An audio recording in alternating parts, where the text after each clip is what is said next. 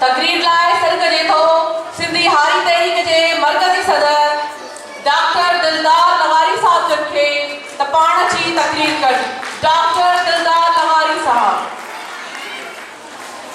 हर दौर विड़ियो थो, हर दौर विड़ियो थो।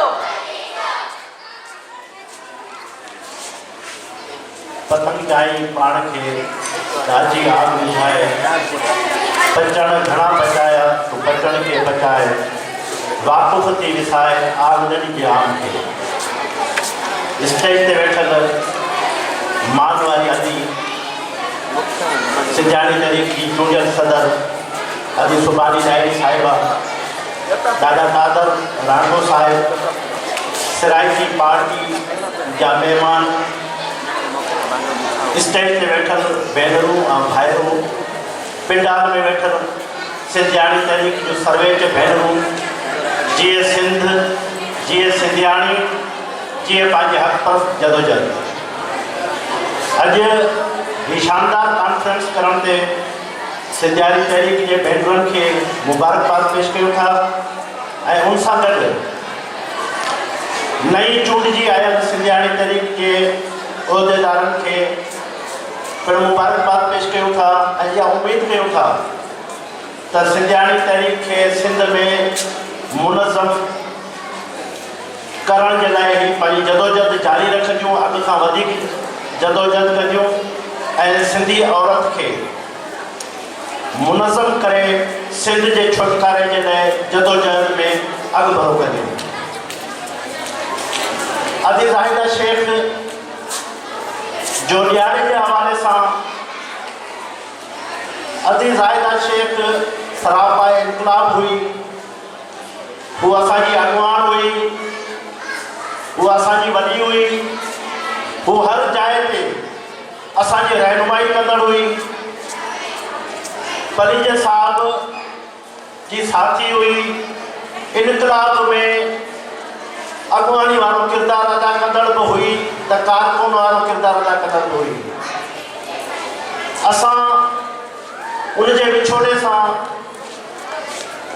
सिंधियाणी तहरीक ऐं असां सभु ॼण त यतीम थी वियासीं, पर मूंखे यादि आहे त जॾहिं फाज़िल साहब शहीद थी वियो तॾहिं पलीज साहब चयो हो त असां ग़म खे, ॾुखनि खे, परेशानियुनि खे ताक़त में तब्दील करण वारा माण्हू आहियूं। ॾुख असांखे हूंदा आहिनि, ॾुख असांजो सरमायो आहिनि, असांजे साथियुनि जे विछोड़े ते असांखे ॾुख थींदा आहिनि, पर असां उहे माण्हू आहियूं जेके उन ॾुख खे ताक़त में तब्दील कंदा आहियूं। ऐं मूंखे फ़ख़्रु आहे सिंधियाणी तहरीक जे भेनरुनि खे जिन अदी ज़ाहिदा शेख जे ॾुख खे ताक़त में तब्दील करे ऐं हाणे सिंध में सिंधियाणी तहरीक खे मुनज़म कयो ऐं मुतहरिक कयो। हिन वक़्तु जेका सूरत हाल आहे ॿाराणी में औरत जी, शहरनि में बि साॻी सूरत हाल आहे, पर जेका ॿाराणी जी औरत, जेका ॿाराणी जी भेण असांजी हारियाणी आहे, जेका हारपो करे थी, उनजी ज़िंदगीअ ते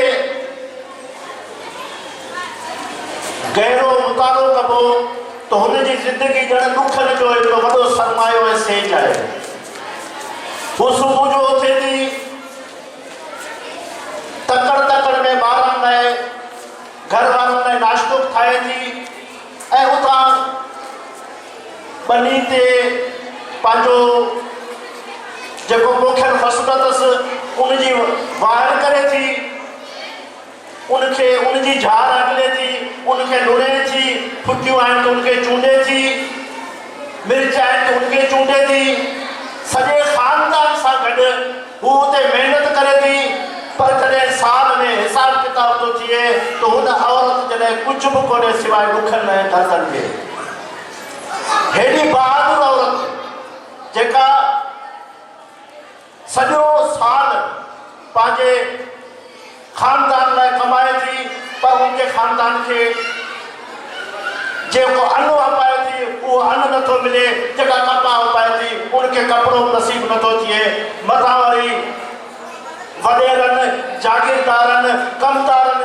ज़ुल्म ऐं बरबरियत उहा हुनखे नसीब थिए थी।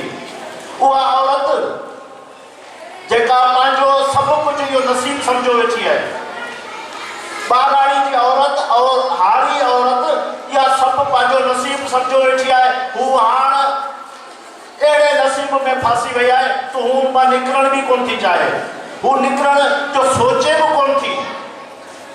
उन वक़्तु जेकॾहिं इहा औरत जेका हेॾी महिनत करे थी, जेका हेॾी बहादुर आहे, जेका हेतिरो बिलवलो करे थी, उहा बहादुर औरत जेकॾहिं सिंधियाणी तहरीक जे नज़रिए हेठि अची वञे, जेका सिंधियाणी तहरीक जे औरतुनि सां गॾिजी वञे, त हीअ त मुल्कनि खे, सिंध खे त छा पर मुल्कनि खे फतेह करे सघे थी। उहा त हिननि जे बस जी ॻाल्हि कोन्हे हुक्मराननि जी ऐं जागीरदारनि जे त उनखे कंट्रोल करे सघनि। पर शायदि अञा असां उहो पंहिंजो पैगाम उन लेवल ताईं पहुचाए न सघिया आहियूं। इहा असांजो फॉल्ट आहे। ऐं हारी तहरीक जे सदर जी हैसियत सां असां कोशिशि करियूं पिया त हारियुनि जे ॻोठनि ताईं पहुचजे, हारियुनि जे जेके रहनि था, जिन्हनि वटि घर बि कोन्हे, जिन्हनि वटि पंहिंजी ज़मीन बि कोन्हे, उन्हनि ताईं पहुचजे, उन्हनि खे मोटिवेट कजे, उन्हनि खे नज़रियो सम्झाइजे, उन्हनि खे फ़िक्र रसूल बख़्श पली जो सम्झाइजे, उन्हनि खे जदोजहदनि जा ॾांव सम्झाइजनि। ऐं हुननि सभिनी खे, हालांकि असांखे ख़बर आहे त जेके हारी लीडर थिया, जेके हारी अॻवान थिया, उन्हनि वॾियूं जदोजहदूं कयूं, उन्हनि वॾा मार्का वाॼा, ऐं उन्हनि जेके जीअं फाज़ल राव हुओ, जीअं असांजा ॿिया हारी अॻवान हुआ, जिन सॼी सिंध खे हिननि मुसीबतनि मां कढण जे लाइ अॻवानी वारो किरदारु अदा कयो। काला बाग डैम हुजे, वनमेट जी तहरीक हुजे, जेके हारी मुनज़म थिया ऐं हिन ॻाल्हि खे सम्झी विया, उन्हनि सॼी सिंध जे जदोजहदनि में वॾो नाम ऐं किरदारु अदा कयो। पर अञा ज़रूरत आहे, अञा जेके हारी ऐं हारियाणियूं हिन मां कचियूं वेठियूं आहिनि, हिन मां अलॻि थिया वेठा आहिनि, उन्हनि खे सम्झाइण जी ज़रूरत आहे, उन्हनि खे अॻियां आणण जी ज़रूरत आहे। अचो त पाण फ़िक्र पली रसूल बख़्श पली जो फ़िक्र ऐं उन जो नज़रियो ॻोठनि, वाइनि, वस्तियुनि, औरतनि, मर्दनि, हारियुनि ताईं पहुचायूं त पोइ पंहिंजी फतेह यकीनी थींदी। तव्हांजी महिरबानी।